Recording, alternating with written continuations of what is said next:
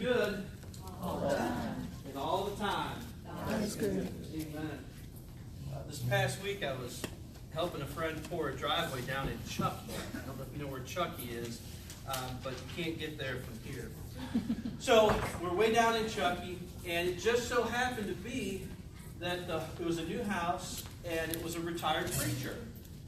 And so he was out there doing some work, and we were talking, and it was clear that he had just retired, and he was in a transition. And I had asked, what type of work did you do? And he said, I was a minister.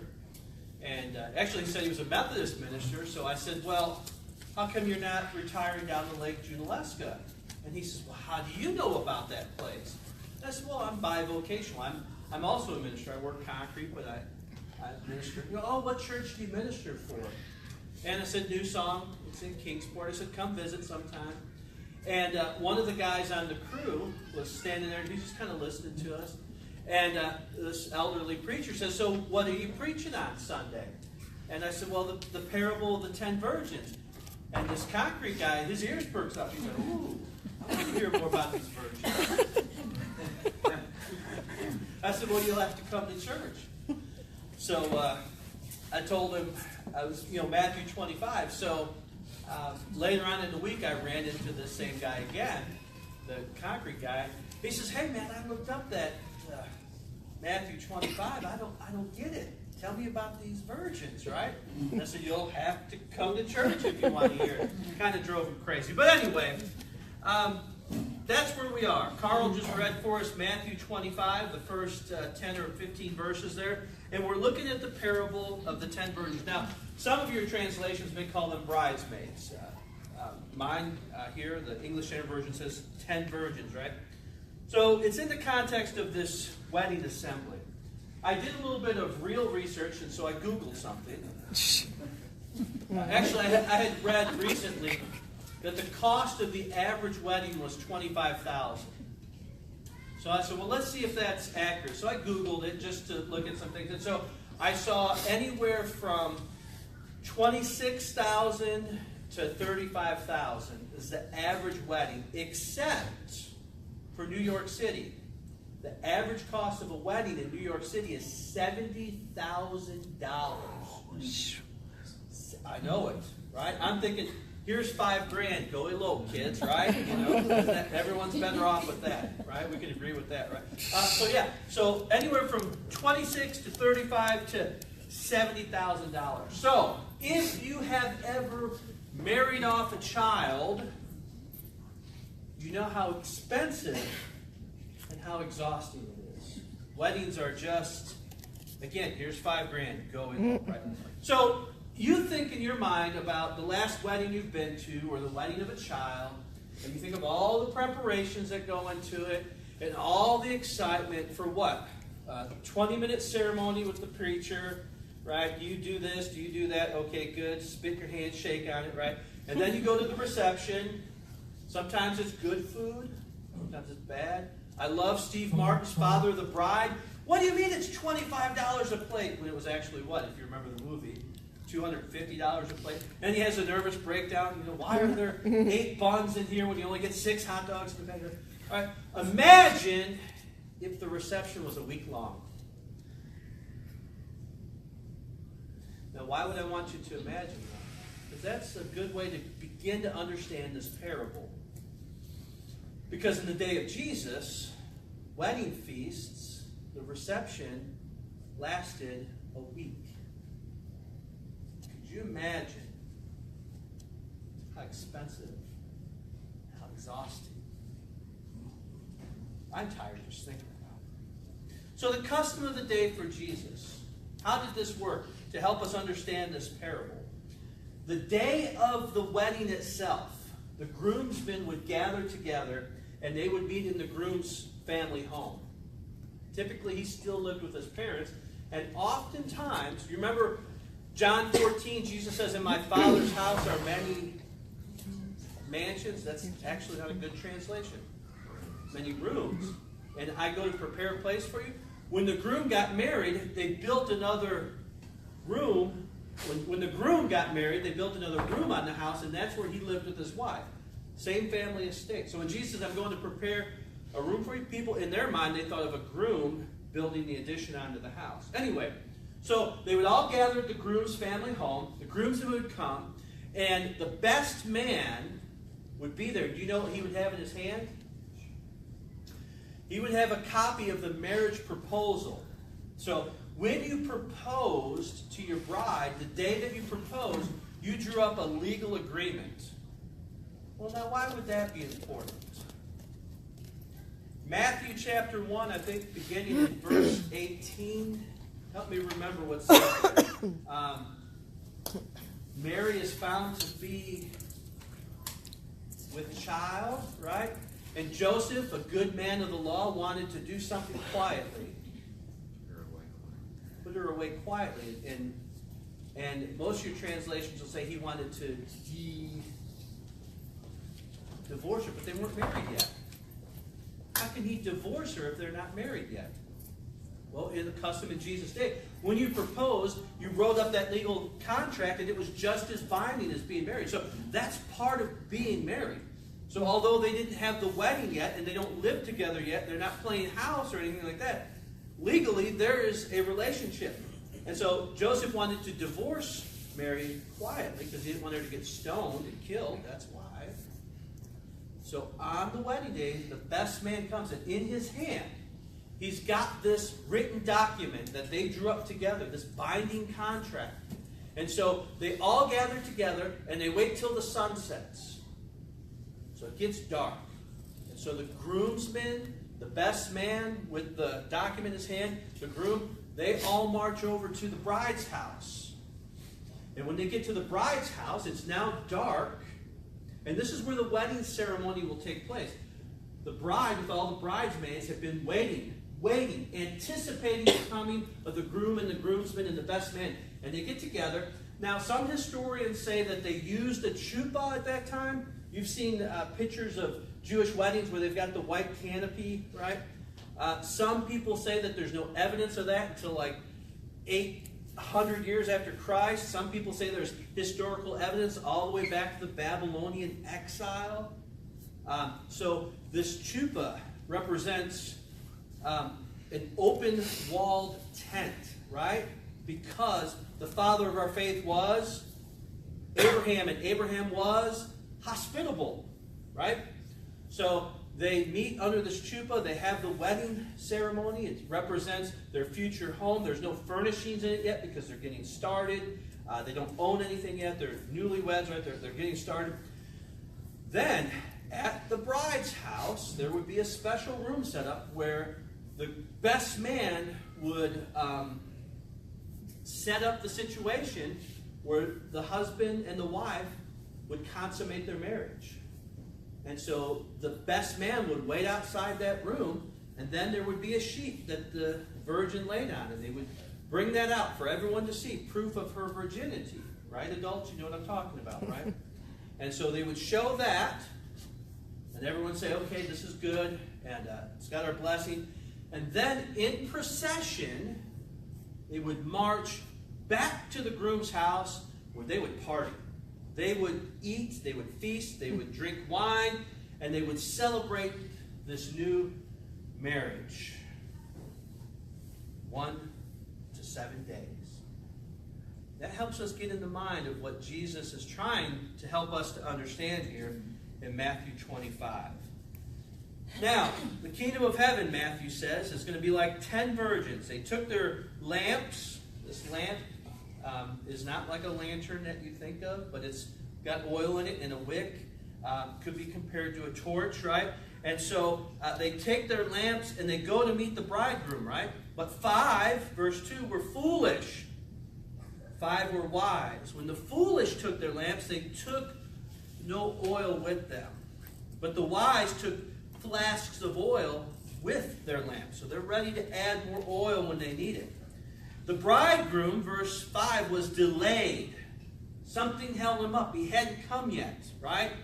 And so they all became drowsy and slept. But at midnight, there was this cry, hey, here's the bridegroom. Come out to meet him. Remember, right? The bridegroom is back. Here they are. Remember how the custom of the day goes. So They're all ready to celebrate, right? And here he comes, let's go out and meet him. But those virgins rose and they trimmed their lamps. And the foolish said to the wise, give us some of your oil. Our lamps are going out. But the wise answered, saying, well, since there won't be enough for us and you, go instead. Go rather to the dealers and buy for yourselves. And verse 10 says, and while they were going out to buy, right, so they're going back into town, it's midnight, it's dark, they're going to try to buy some oil. The bridegroom came, and those who were ready went in with him to the marriage feast, and the door was shut. Afterwards, the other virgins came also, saying, Lord, Lord, open up to us. But he answered, truly, I say to you, I do not know you. Watch therefore, verse 13, for you know neither the day nor the hour. That's not the Jesus I want to hear about. Closing the door, shutting people out. That's pretty hard to understand. So I've got two choices. And I'm not ripping the pages out of this one, folks. Carl actually bought me for this when we first started this. Thank you, Carl. It's been a good Bible. So I'm not going to rip the page out of this one. But I could either choose to ignore that parable, because it's pretty harsh, or I could try to understand it. How am I going to understand this idea that Jesus, who loves everyone and accepts everyone, is sending a clear message on the day of judgment?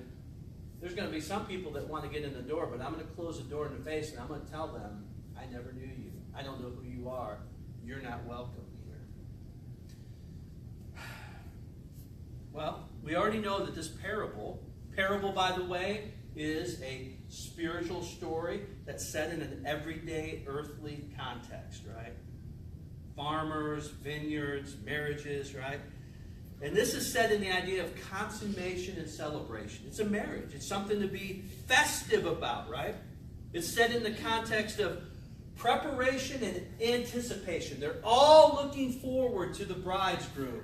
They're all looking forward to the feast. They're all looking forward to the wedding. And it's set in the context of a relationship. Now, here's the big question. The 5 foolish virgins who don't get to make it in, were they lazy? Was there something wrong with them? Were they distracted? Did they just lose interest? Remember, the parable says, how many of them fell asleep? How many? All of them. So they're not in trouble because they got tired. They're not in trouble because they got weird. They're not in trouble because they fell asleep. They all fell asleep. The foolish and the wise. All right? What gets them in trouble? There's something to do with the lamp. They let their lamps run low on oil. So why did they need the lamp? What is this? What's going on here? Why did they need the lamp? Because they were part of the what? Remember I talked about everyone meeting the groomsmen and then all of them meeting at the bride's house and then they go back to the groom's house. What was part of that? It was a procession. And when did that procession take place, church? Remember what I told you? At night, after dark. So they need the oil so that they can find their way. The oil isn't like, I'm working for salvation. The oil isn't like, I'm going to earn God's love. That's not the point of having this oil. But there is something to do with a personal involvement here. There is something to do with a personal responsibility that they are taking for themselves. How many times in life have you found yourself saying or hearing someone else say something to the tune of, my grandmother was a faithful Christian, and she was there every time the doors were open, and so either you felt this way or you've heard people feel because grandma was faithful, somehow I am part of the faith. Not because I have to go to church or be part of a church, but since grandma was faithful, don't I inherit some of that somehow, some way, like through osmosis or something, right? I don't really have to have a belief of my own, right? Because the preacher says X, Y, or Z, so therefore I think X, Y, or Z. You know how we fall into these habits of riding the coattails of someone else. And in this parable, there's a call for some type of personal responsibility. It's not, I'm going to earn God's love, but I'm going to have the oil not to become part of the party or the procession. I'm already part of it. I've got that oil as proof. I'm a participating member of this. I'm actively involved, and I'm going to be wherever he is whenever he's ready. I'm not going to get that oil so that he'll make me part of the procession.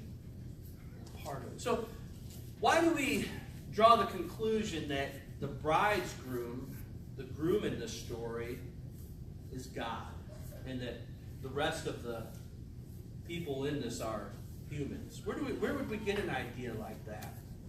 Well, historically, through the Old Testament, God has compared himself to a husband and the nation of Israel as his bride. For example, Isaiah chapter 54, verses 4 through 6. Fear not, God is speaking, for you will not be ashamed, not be confounded, for you will not be disgraced. For you will forget the shame of your youth and the reproach of your widowhood, and will remember that no more. For, verse 5 says, for your Maker is your husband, the Lord of hosts is his name. The Holy One of Israel is your Redeemer. The God of the whole earth he is called. For the Lord has called you like a wife deserted and grieved in spirit, like a wife of youth when she is cast off, says your God. So God portrays himself as the husband. Israel is the bride. We see the same thing in the book of Revelation, right? Jesus is coming back and the church is the bride. That's why God says all the time, I'm jealous for you like a husband, right? Okay, so we get this idea that God is the groom, we are the bride, but remember, the parable of the 5 wise and 5 foolish, set in the context of a wedding, the bridegroom is delayed, he's coming back. What's one of the major themes in Jesus' preaching? He always comes back around to the second coming, right? He's always talking about how I'm going to come back. I'm going to come back like a thief in the night. You're not going to know when I come. If you knew when I was going to come, you'd be ready, you'd be prepared, right? No one knows the hour of the day. It's going to be like in the days of Noah. He says people are what? They're being married. They are given in marriage. Everything is going on. You're conducting business. You're changing diapers, right? You're working on your grocery list. Everything, and all of a sudden, boom, there he is. Well, I didn't know that. I wasn't expecting that. That's how Jesus says, I'm going to come back. And so the corollary, the parallel to this I'm coming back is be ready. Be prepared. It's going to happen. And the timing is unknown and it's unaccepted. So, wow, that's kind of new, right? No. Read your Old Testament. And all of the guys that are writing about 800 years, 700 to 800 years before Christ is coming back, they keep repeating this phrase. The day of the Lord is at hand. The day of the Lord is near. And they're constantly wrestling with this idea. God, how long until you're going to come back? And then he shows up, and they say, God, how long till you come back? And Jesus is like, here I am, I'm God. You search the scriptures, John chapter 5, because you think in them have life, but they're talking about me. Here I am, hello. God, when are you going to come back? And there's still people to this day that, when is God going to show up? They've wrestled with this for hundreds of years, if not thousands of years. And I think about this idea, well, Jesus has shown up, right? He comes and he's born in a manger, and he grows up and he's a carpenter and all this. And then I think selfishly, when it comes to the second coming, selfishly I think, man, the day that I became a believer, that would have been so awesome if he had come back then. You've never thought that before? Wouldn't it be great if God would have just showed up and ended time when I was washed white like snow? My sins were cleansed. I was a newborn. That would have been wonderful. But it doesn't work that way, does it?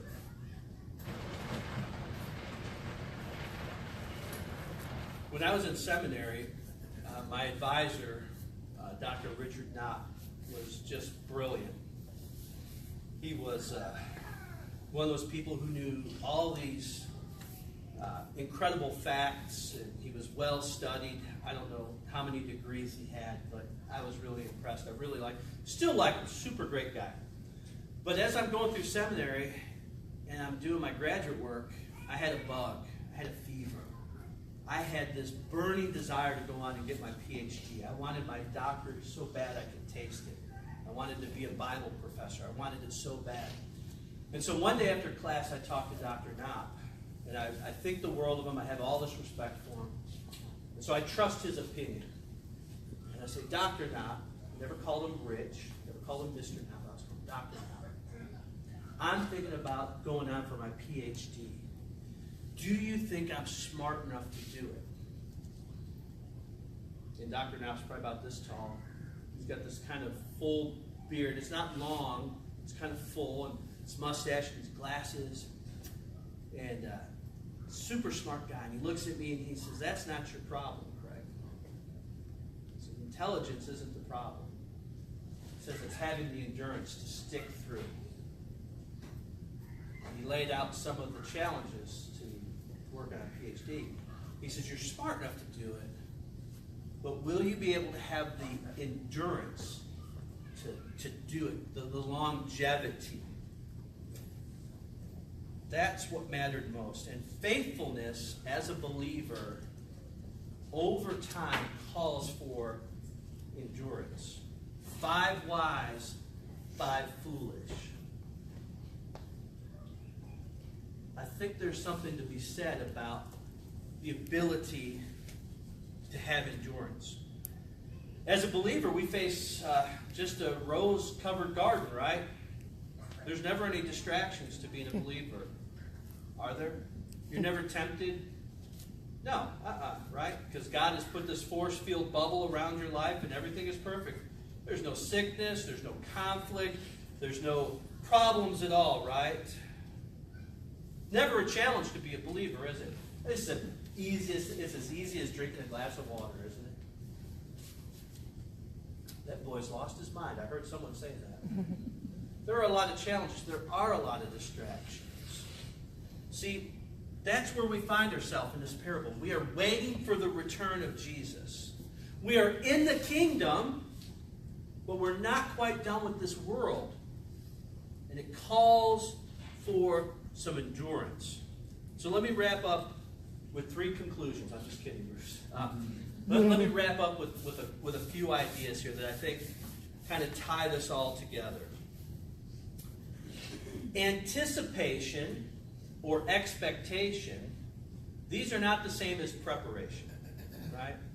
These girls, these virgins, they all are anticipating his return.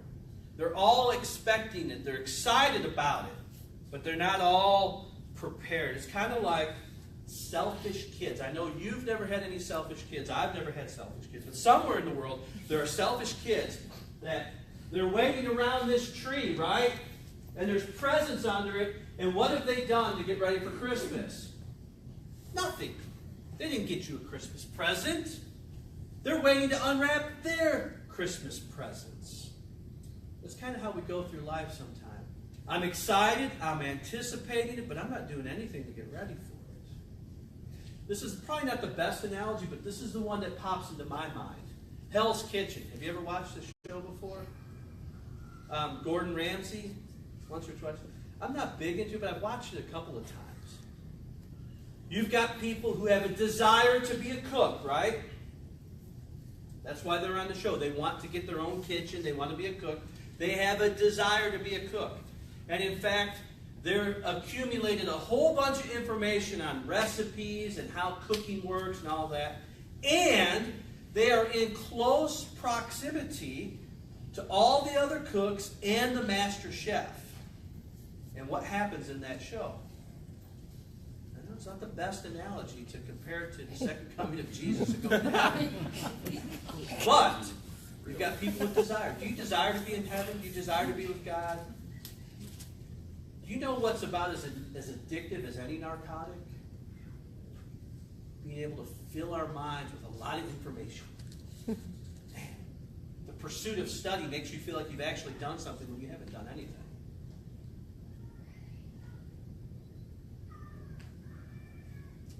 proximity to other people who were on a path. The virgins, they were all together in the same room and they all fell asleep. 5 were wise, 5 were foolish. But what about having good intentions? They all had good intentions. So, anticipation, expectation. It's not the same as preparation. Jesus says, be prepared. Be ready. He didn't say, get excited. Give me a victory cheer. Give me a J. J, I got your J, I got your J. Give me an E, right? No, he doesn't need a cheerleading team. He didn't say get excited. He said get ready. And so that challenges us with, and here's the hard part.